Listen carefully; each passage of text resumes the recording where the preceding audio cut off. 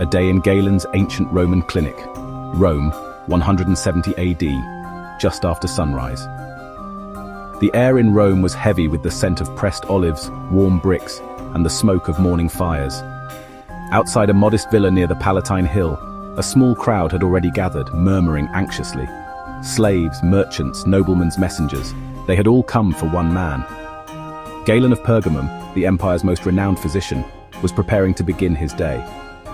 Inside the clinic was a fusion of order and chaos, scrolls stacked beside bronze tools, apothecary jars of ground herbs beside oil lamps, and a surgical table laid with linen.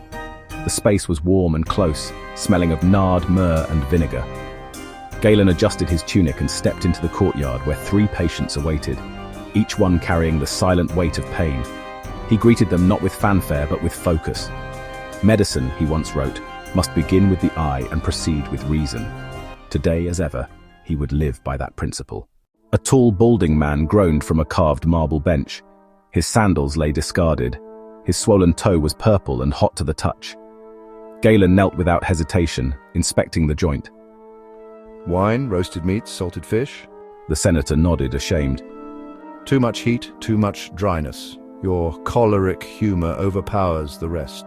Fermentation with vinegar and rose oil, cool compresses, boiled barley and cucumber for supper. Balance, my friend. The body is a flame. Feed it improperly and it burns itself out. You treat my toe, Galen, but save my soul. Galen did not smile. Healing was serious work.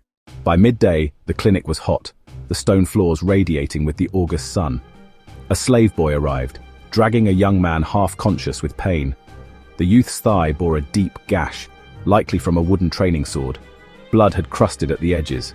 Galen recognized him, a trainee from the Ludus Magnus. Galen leaned in to study the wound.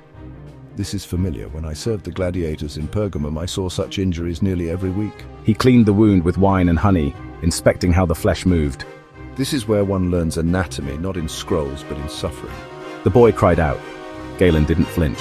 Pain reveals the path. The nerve is undamaged. He will walk again. He packed the wound with a myrrh salve and ordered the boy to stay in the clinic overnight. We will learn much from him. Let him eat lentils and no wine. Later, a middle-aged merchant was ushered in, raving about fire and serpents in his dreams.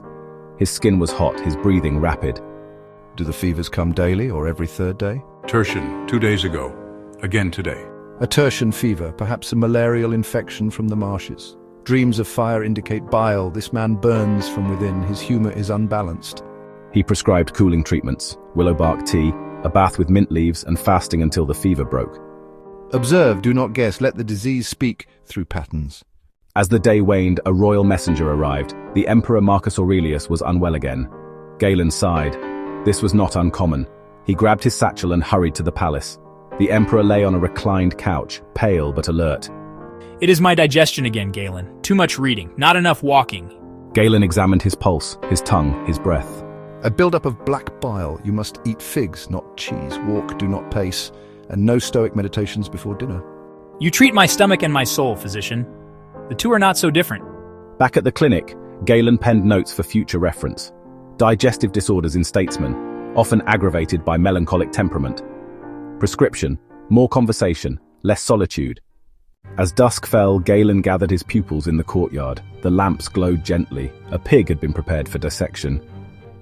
Rome forbids dissection of humans, but we must learn regardless. He cut carefully, revealing muscles, tendons, the rhythmic flutter of a living heart. He pointed to the brainstem.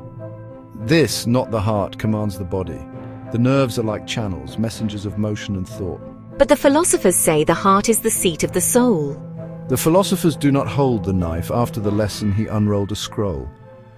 In avoiding distress, I wrote, a physician must not be ruled by emotion, yet he must never lose compassion. And remember, medicine is not the art of healing alone. It is the art of knowing. By moonlight, Galen sat alone, quill in hand. He wrote about the day's cases, the senator, the gladiator boy, the merchant's dreams, the emperor's complaints. He noted their humors, their responses, and their recovery timelines. Medicine without documentation is a chariot without wheels. In a separate scroll, he began a new chapter on pulse rhythms and critical days, mapping how illness rose and fell like tides. and in the margins, he sketched a list of herbal combinations for fever and grief. He paused to pour wine, lightly diluted, as always, and whispered to himself, 4 humours, infinite manifestations, 1 body, 1 life. The gods lend it to us for but a moment. As the oil lamp flickered low, Galen closed his scroll and exhaled. Tomorrow the patients would come again. Rome would breathe, suffer, and heal.